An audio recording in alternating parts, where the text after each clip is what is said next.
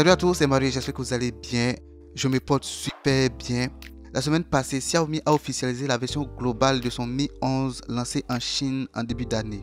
La version globale débarque avec les services de Google comme d'habitude et c'est ce modèle qui sera vendu en Côte d'Ivoire. Vu que la marque a une forte présence ici, alors je me permets de faire ce petit récap pour vous donner les 5 éléments essentiels qu'il faut retenir du Xiaomi Mi 11. Débutons par le design du Mi 11. De nos jours, les smartphones tendent à se ressembler et ce téléphone fait très peu pour sortir du lot. Cependant, le peu qui a été fait est bien exécuté. Il a un module de caméra carré au bordure extrêmement arrondi. C'est un mix entre le module de caméra des iPhone 12 et celui des Oppo Reno. Le module est très grand mais je ne le trouve pas assez intrusif. Il s'intègre parfaitement au reste du design. En tout cas, c'est ce que je ressens en voyant les images de ce téléphone. Peut-être que dans mes mains, ça sera une autre histoire. Le dos du téléphone a des bordures arrondies, ce qui va faciliter sa prise en main. Le Mi 11 offre deux variantes de finition. On a une finition mat en verre et une finition cuir végétalien. C'est une finition plastique qui imite le cuir comme le Galaxy Note 3 dans le temps. Cette finition a deux couleurs, mauve et kaki. La finition mat offre trois couleurs, à savoir le blanc, le bleu et le noir. Avant de continuer, j'essaie d'atteindre 10 000 abonnés d'ici la fin de l'année. Donc si vous êtes nouveau sur ma chaîne, n'hésitez pas à vous abonner pour me soutenir. Vous pouvez aller encore plus loin en activant la cloche de notification pour ne pas rater mes prochaines vidéos. Aussi n'hésitez surtout pas à liker et à laisser un commentaire à chaque vidéo. Le deuxième élément important de ce smartphone est son écran. Le Mi 11 dispose d'un écran AMOLED de 6,81 pouces. Il a une résolution Quad HD+ de 3200 x 1440 pixels. C'est plus que les nouveaux Galaxy S20 et S21 de Samsung. Il a également un taux de rafraîchissement variable de 120 Hz. L'écran utilise Gorilla Glass Victus pour sa protection. L'écran de ce téléphone a des bordures incurvées, ce qui est susceptible de se casser facilement sur les côtés malgré l'utilisation de ce verre plus résistant. L'écran va offrir une bonne expérience multimédia, non seulement à cause de sa dalle AMOLED, mais aussi à cause de sa certification HDR+. Les images devraient être encore plus nettes et bien colorées. Et devrait être encore plus facile à utiliser sous le soleil avec ses 1500 nits de luminosité. L'écran dispose d'un lecteur d'empreintes digitales intégré et a une perforation en haut à gauche. La performance est la troisième chose à retenir du Mi 11. À son lancement en Chine fin décembre 2020, ce téléphone a reçu le titre de premier smartphone avec le Snapdragon 888 de Qualcomm. Au-delà du titre, le 888 va réellement façonner la performance. Il devrait offrir de meilleures performances dans les jeux avec des expériences encore plus fluides. Il offre également un meilleur traitement d'image, des fonctionnalités d'intelligence artificielle encore plus avancées et bien d'autres fonctionnalités.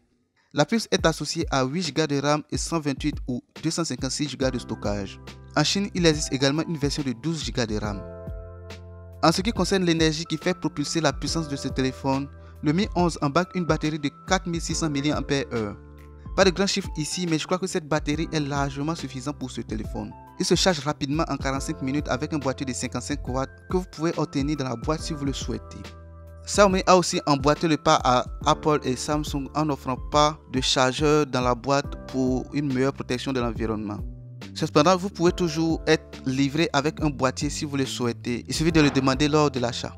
Je pense que cette approche est nettement meilleure que celle d'Apple et de Samsung qui vont continuer à vendre des boîtiers séparément, ce qui me fait douter de leur impact environnemental réel. Le téléphone est également capable de la charge rapide en sans fil à 50 watts, soit une charge complète en 55 minutes, ce qui est très impressionnant. Au niveau du système d'exploitation, on a Android 11 basé sur MIUI 12. Il devrait rapidement connaître la mise à jour vers MIUI 12.5 qui offre encore de très bonnes fonctionnalités pour l'interface maison de Xiaomi. Les quatrièmes choses essentielles à retenir sont les caméras. Xiaomi a équipé son téléphone de 3 capteurs à l'arrière. Il s'agit d'un capteur principal grand angle de 108 mégapixels, accompagné d'un capteur ultra grand angle de 13 mégapixels à 123 degrés et d'un capteur macro de 5 mégapixels. Il est capable d'enregistrer des vidéos 8K à 30 images par seconde. Toutes les caméras à l'exception du macro, y compris le capteur selfie, sont capables du mode nuit. On retrouve également d'autres effets cool en mode vidéo. Le Xiaomi Mi 11 va à coup sûr prendre des images de bonne qualité. Déjà, j'aime l'algorithme de traitement d'image de Xiaomi et la combinaison de ces capteurs avec le processeur Snapdragon 888 va donner des images qui ne vont pas du tout décevoir. Nous allons terminer notre tour d'horizon du Mi 11 en parlant de ses tarifs. Le Mi 11 se vendra à 749 € pour la version de 8 Go de RAM et de 128 Go de stockage et à 799 € pour la version de 8 Go de RAM et 256 Go de stockage, soit respectivement 492 000 francs CFA et 526 000 francs CFA. Ces tarifs sont extrêmement élevés si on compare au modèle de l'année dernière et surtout à ces tarifs chinois de 3 999 et 4 299 yuan, soit 336 000 et 361 000 francs CFA. Mais ces tarifs sont bien bas si on veut les comparer au Galaxy S21 et S21 Plus de Samsung. Le Mi 11 ne sera pas lancé ici avant un bon bout de temps et pour le moment on ne peut que spéculer sur le prix ici. On aura certainement un mix entre le tarif européen et le tarif chinois, donc vous devez vous attendre à 450 ou 480 000 francs CFA. Vu qu'il n'y a pas de représentant pays de la marque ici, il sera très difficile d'avoir le prix exact de ce téléphone en Côte d'Ivoire. On sera servi par des revendeurs qui vont proposer des prix variables sur le marché.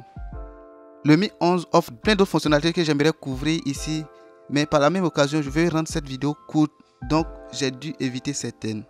On a par exemple la présence de haut-parleurs stéréo conçus par Arman Kardon de Samsung et propriétaire de la marque JBL. Xiaomi a pris au sérieux la qualité audio de ce téléphone, fallait que je la mentionne. Tout ceci pour dire que le Xiaomi Mi 11 mérite votre attention. Ce n'est pas un téléphone que vous allez regretter d'acheter. Ainsi prend fin ce point sur le tout dernier smartphone de Xiaomi, le Mi 11. Malgré qu'il soit le modèle de base de sa gamme phare de cette année, il embarque des spécifications à faire pallier un smartphone Pro ou Ultra d'autres marques. J'aurais bien aimé faire un déballage et un test complet, mais comme je l'ai dit, il n'y a pour l'instant pas de représentant officiel de la marque ici, donc c'est très difficile de les contacter pour faire ce genre de vidéo.